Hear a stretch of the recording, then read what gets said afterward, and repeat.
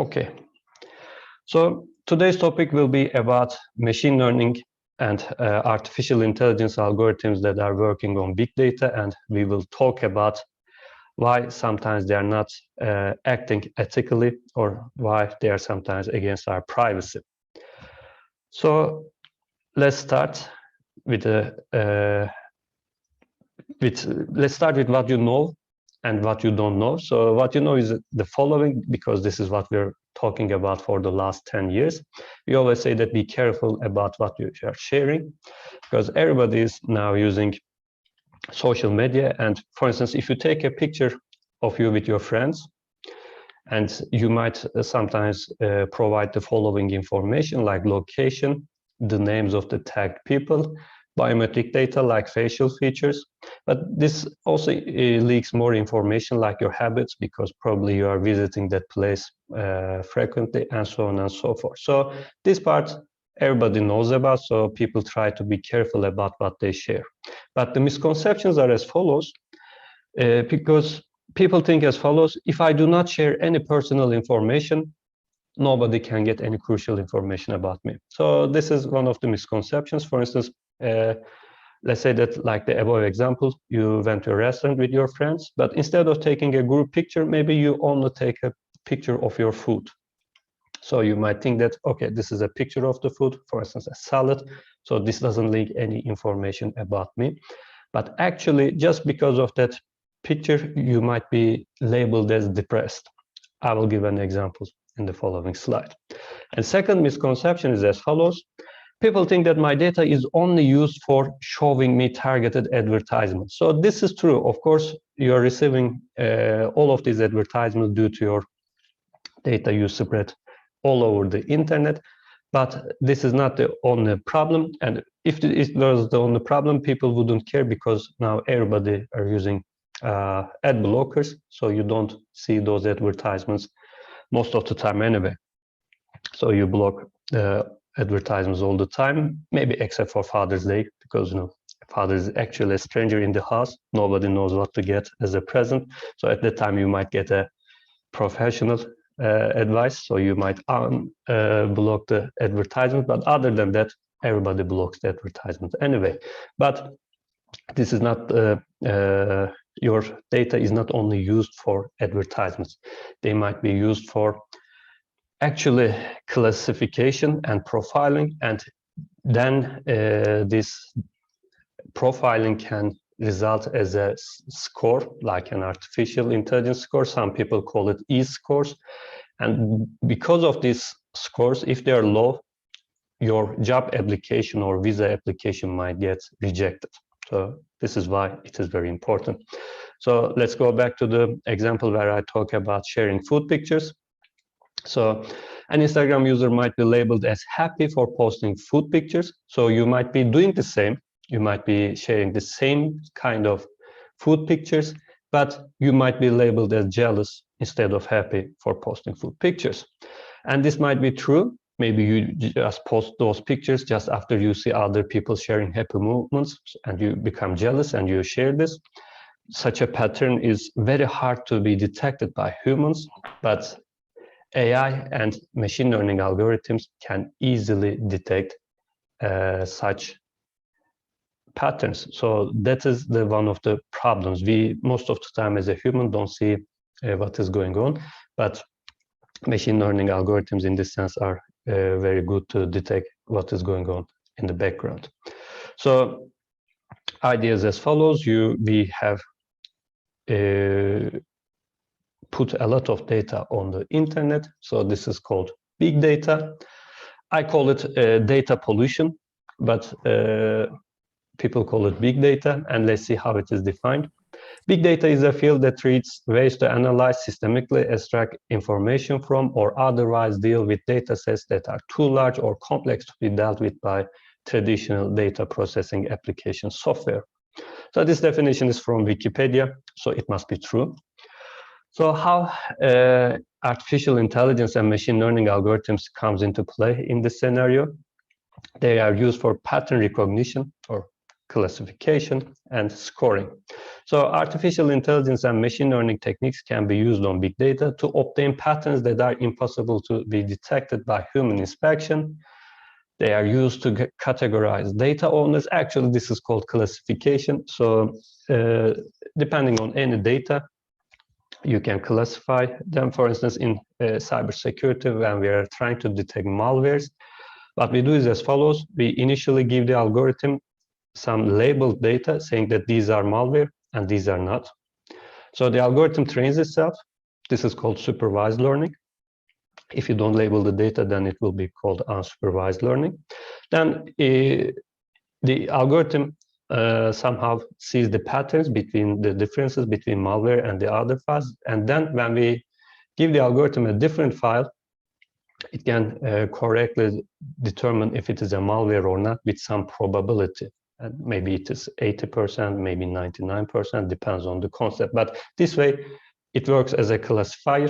It can say if it is a malware or not. So this way, we can also categorize any data, any user, saying that this person is depressed, this person is happy, and so on. And then the problem is that we can score the users according to this data. And actually, social media always doing that. For instance, when you look to a Instagram account, you can just look at the followers count and say that if somebody has 1,000 followers and another person has 10,000 followers, you might think that, okay, this account has more followers, so it might have a higher score in your eyes. But actually, the machine learning algorithms can detect that most of those followers are actually fake and maybe are not interacting with the user, but that person with the 1,000 follower has more interaction, so it might get a higher score, but of course we never know these scores, okay? Similar thing happens for YouTube. You might look at the subscriber count or total video views of accounts and you might compare them, but actually the algorithms in the background knows how many minutes of those videos are watched, so that they can give better scores than human. So let's go. So you might say that, okay, I don't share my information in social media publicly. I just use a private account, so my data is only known by, for instance, Facebook or all the other advertisement companies that buy that information from Facebook. But actually, your data is almost everywhere because your data is breached many times. In the past, almost every database leaked at least once. This website actually shows in a histogram shows all of the data leaks, and the bigger the bubble is, the bigger the number of accounts that are leaked. So I recommend you to look at this website, and some of the leaks have strange stories. So these yellows have an interesting story behind. It is always nice to read those. So, but the important thing is that your data is breached many times. Okay, so this actually leads to a privacy problem. So we always talk about security, but the main problem most of the time is privacy. This is why we are talking here today. Because in security, people always consider if their credit card or password information is lost or not. So for security, they only consider this, but your data contains a lot of private information about you. And even if you try to hide the following information, even if you don't share, it is very easy to gather information about your race, gender, age, sexual orientation, political views, religion, ethnicity, and so on. So for instance, if you even don't share anything politically, just because your friends share this kind of information, we can easily say that majority of your friends' political view is the same as yours. So this actually leads to another thing. Your actions and behavior can also leak this information about your contacts. So try to be sensible when you are sharing information, because you might think that it is okay for you to share it, but just because you share it, a contact of yours, sexual orientation or religion might be leaked too. So you should be careful about what you are sharing. And these and many other info can allow AI and ML algorithms to perform profiling. You can be categorized as happy, depressed, suicidal, newlywed, drug addict, Muslim, homosexual, and so on. So categorizing in this respect sometimes might not be important. For instance, you might say that, okay, this information will be used for giving me a score, and if I'm happy, I will get a high score, and if the algorithm tells that I'm depressed, I will get a low score. But for instance, if you're Muslim or homosexual, your score actually changes depending on the context. If, for instance, if somebody is Islamophobic, then being a Muslim will give you a low score, right? And the important thing is that there will always be false positives. You might be happy, but the machine learning algorithm might label you depressed. So you might say that, okay, I don't care. What if I get a little bit low score? Who cares about these scores? But from this profiling, you will have your AI or ML scores like a credit score. And these scores might affect decision when you apply for a job, apply for a visa, or if you ask for a raise in your salary. It affects you without your knowing it. So this is the main problem. But due to false positives, maybe you're not, when you apply for a job, maybe you're not asked to get an interview just because of these false positives. So you might say that, okay, what is the problem here? Because I also have a credit score, and this score might affect this kind of data too. But the important thing is that credit score and AI scores are very different. Actually, the main difference is that when people try to hire people, so when you apply for a job, the employer sometimes interested about your credit score. So if it is high, people think that, okay, this person pays their debt in time, so probably they are disciplined, so they might be a good candidate to hire. But the thing is that you cannot directly use credit scores in job interviews. They have to take your consent. In Turkey, legally, they have to ask your consent to use your credit card score to learn that score. And this is, I think, similar in most of the countries and states.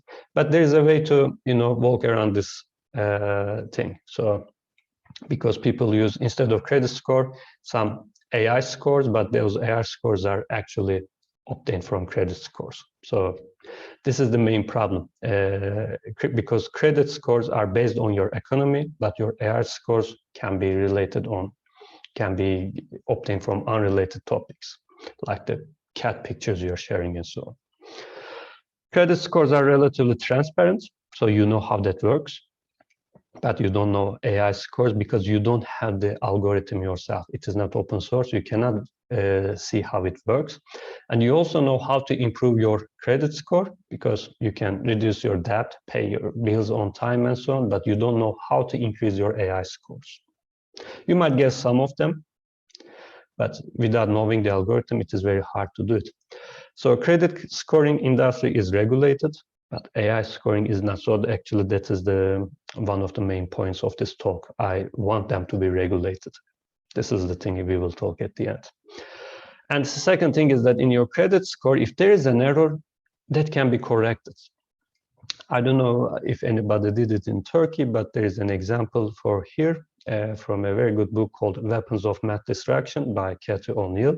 I took this quotation from there, so let me read it. A Mississippi resident named Patricia Armour tried for 2 years to get Experian to expunge from her file a $40,000 debt she no longer owed. It took a call to Mississippi's Attorney General, she told the New York Times, before Experian corrected her record. So even for a credit score, it takes a lot of time and effort to correct the mistakes. So just imagine how it will happen in your AI score. So let me give you another example from the same book. So Kathleen Taylor misses out a job at local Red Cross because they say that her background report included a criminal charge for the intent to manufacture and sell methamphetamine. So this means that, if you're a drug dealer, it is obvious that you cannot get a job at Red Cross. But the thing is that actually that Captain Taylor didn't have such a criminal record. She discovered that the criminal charges belonged to another Captain Taylor who happened to be born on the same day. So the information was provided by Tenant Tracker, a data broker. It was riddled with errors and blended identities. I think the Captain Taylor were matched with like 10 different Catherine Taylors. Most of the time, most of them were born on the same day. So at the end, she kind of proved that she is not some of those people, but it turned she had to prove that she is not the Chantal Taylor, a convicted felon who happened to be born on the same day. But when she applied for federal housing assistance, the employee working there read in the file that this Illinois thief had a tattoo on her ankle with the name Troy. So after checking Catherine Taylor's ankles, she drew a line through that fellow's name, which so that she kind of corrected the record, and she eliminated that possibility. So see how it is very hard for even correcting wrong data in the real world. So try to imagine correcting such a mistake occurring in big data.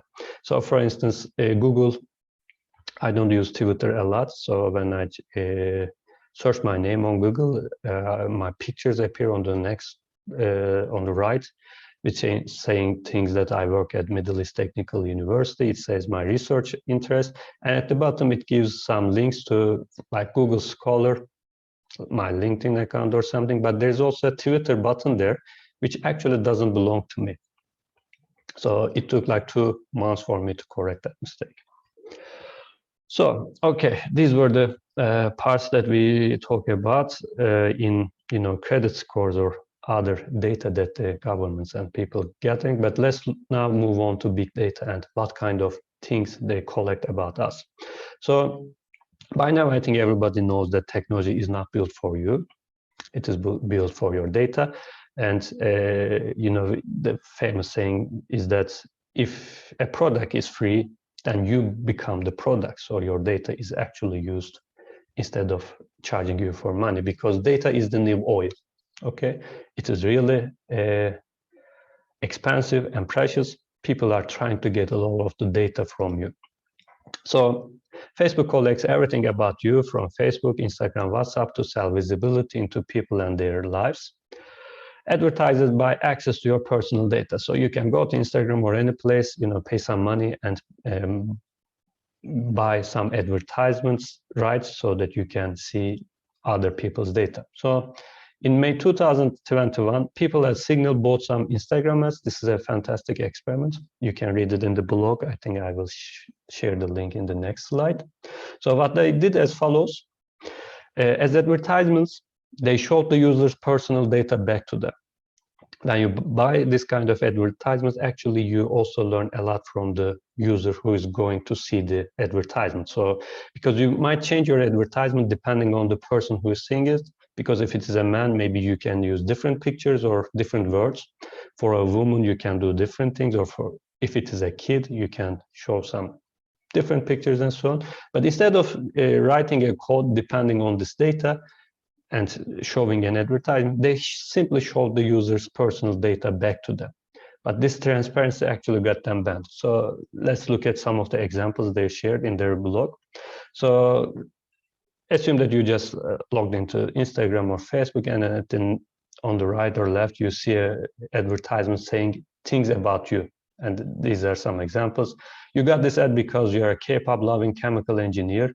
This ad used your location to see you are in Berlin, and you have a new baby and just moved, and you are really feeling those pregnancy exercises lately. So think about a lot of stuff that, the social media or the companies have about you. So let me read this one. You got this ad because you're a newlywed Pilates instructor and you are cartoon crazy. This ad used your location to see you're in Loyola. You are into parenting blogs and thinking about LGBTQ adoption. And so on. You can see it gathers of information, even if none of these actually deliberate by the users. So you can see how the profiling or classification works in social media. So after sharing this advertisements, Signal's advertisement account got blocked. So as you can see, transparency is not the thing that people want. So let's move on to the case where this can actually affect you in real life. So assume that you are applying for a job or a visa. So let's look at the job openings. Big companies receive thousands of applications for their job openings. So you cannot ask them to come for an interview because you receive a lot of applications. Yes, it is not possible to invite all of them for an interview. To reduce the number, they can get a service from an information broker company or machine learning company, a kickstart company, and ask them to reduce this number by choosing the best candidates, and we will ask them to come to an interview. So in that case, those companies will actually use your machine learning or AI scores. So again, just because maybe you had some friends who are depressed, who doesn't have a job, or share some political views or something, might affect your score here. So you might not get to get an interview just because of those what you have done in your social media accounts. And similar thing can happen when you apply for a visa. So be careful about what you're talking in WhatsApp and so on, so that you don't have such a bad experience. So all of this mentioned now, the question is how we can have a trustworthy AI and how we can make things work in a correct way, because these things happen and we don't know what is going on in the background, right? So first thing we have to need is AI explainability. So this means that you should be able to explain your design choices of the system and rationale for deploying it. This is very important, and this is actually what is missing in most of the scientific papers. A lot of machine learning algorithms or AI papers say that we done this and we got a good result, but they don't explain why it worked and why they got a good result. They don't even know how it works. So if I go back to my malware example, so for instance, assume that you wrote that kind of a machine learning algorithm, and with 85%, it correctly identifies a malware. But saying that this is a malware is not the same as finding why it is a malware, right? Maybe it is just by chance making good claims. So an example here is about wrong design choices. In December 2021, the Dutch Data Protection Authority announced a fine of 2.75 million euros against the Dutch Tax and Customs Administration.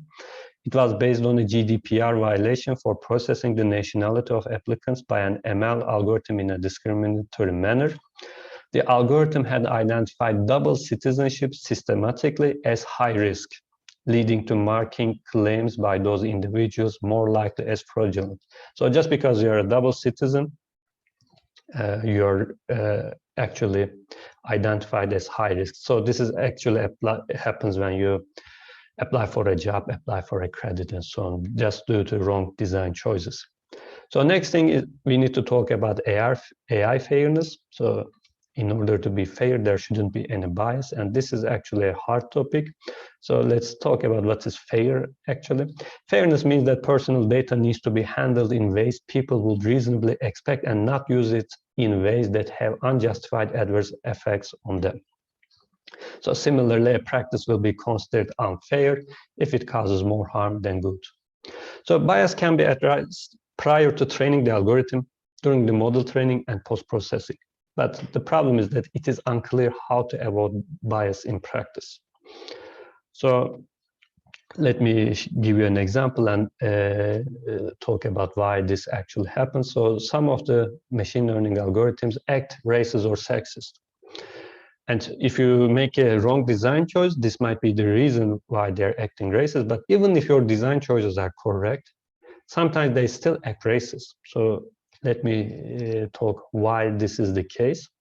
So this happens in the United States most of the time. Many minorities' credit application got rejected with a statement indicating that there was nothing wrong with their application, but it got rejected because people like them failed to pay their dues in the past. So this actually means that our machine learning algorithm made a classification and you are in the set with the people who failed to pay their dues. So this may sound a meaningful explanation. So it might sound right, but the problem is that if two people with the same credit scores apply for a credit, the results actually depend on if they are white or black. But it is illegal to ask race in this kind of applications. So two people apply for a credit. They have the same credit scores or similar backgrounds, but the white people gets credit and the blacks got rejected. And the algorithm doesn't know their race. So question is, even if the design choices are not racist, then why the AI act racist, right? Because AI uses location info.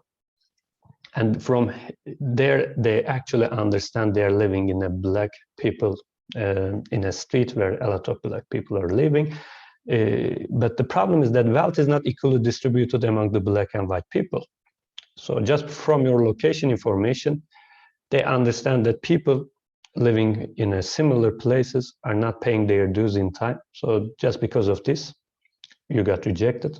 And if you just move on to the next street where more white people lives, then your credit application will be get accepted. So the bias is not in the algorithm, the bias is in the data. Again, the wealth is not equally distributed among all races. So this is the problem, and here it is hard to correct this bias. You might say that, okay, let's not ask the location of the people in this kind of applications, but then the banks might say that without this information, our decisions might be risky and so on. So it is something hard to correct. So this leads us to how we can have ethical AI or ML. So there are a lot of guidelines, a lot of papers. So I will just try to list some of the basic principles. So for ethical AI and ML, the following basic principles we should have: privacy and data governance, accountability and auditability, robustness and security, transparency and explainability, fairness and non-discrimination, human oversight, promotion of human values. So these things should be included in AI and ML, and I don't think any company is using this kind of principles. But also for general privacy principles for AI ML systems that process personal data are as follows: collection limitation, so they shouldn't be allowed to collect everything; data quality, purpose specification, use limitation, accountability, individual participation. So these are the privacy principles we should have for AI ML systems. But now, how we can have this is how we can achieve trustworthy AI is as follows. The roadmap can be as follows. There are many papers and actually talks about this. So I try to show it in a single slide. First step should be the combining law and ethics. So in law, we have legal guidelines, legal requirements, and in ethics, we have code of ethics and ethical principles. So we need to combine them first and see what we should do. Then identify and assess inherent risks. Implement risk control, so you can have ethics board, ethical checklist, or trustworthy AI by design. Then we can measure and evaluate residual risks, impact assessment, auditing, certifications. Then we can put it into production. So instead of using all of these AI algorithms on the big data, we should follow all of these steps. But putting something into production is not enough because there might be some mistakes we have done in the past. So we have to monitor it all the time. And when we see something strange, we have to go back and forth and correct this all the time. So this is not actually done in most of the time. Even when listing universities, we have university ranking systems, and nobody actually checks if all of these processes are followed. They have a formula, but nobody asks why that formula is correct. People think that it is correct because when you look at the top 10, you see Harvard, Oxford, Cambridge, and so on, the top universities, MIT, Princeton, and they say that, okay, then the algorithm must be correct. But actually, there are many meaningless choices there. So my last slide is to tell you what you can do. So these were the things what the governments and companies should do for the trustworthy AI. But what you can do is as follows. You can be careful about your actions and what you share, because I think you became paranoid after you listened to this talk. So you will be more careful about your decisions from this point on. Don't forget that your actions not only affect you, but they affect your friends. When in doubt, you can use cryptographic protocols for anonymity, so you can surf the web in an anonymous way. Try to reverse engineer AIs and increase your score. This is important. I can actually give a lot of idea about this, but I don't want to, give this inside information, because if I mention them, they will, modify their algorithms. But after the end of the recording, I can tell you how, YouTube, Instagram, and other places works. And more importantly, maybe you should give your kids a unique name, especially if you have a common last name. Because in the past, I made fun of some Turkish names like Togaycan or Kaan Berke, but now I see the wisdom in those choices, because from the Kristen Taylor's example, you can see that same people born at the same day always got some troubles in the life, even when you are visiting a foreign country, when you just pass the customs, when you're living your own country. If you have a common name, sometimes they say, okay, can you go to this room, please? We have to check if you're a terrorist or not, because somebody with the same name with you is a terrorist. So you go to that room and they check some pictures and so on, and you have to convince them that you're not a terrorist. So maybe giving your kids a unique name might be a good idea. Thank you for your listening. If you have any questions, I will be happy to answer them.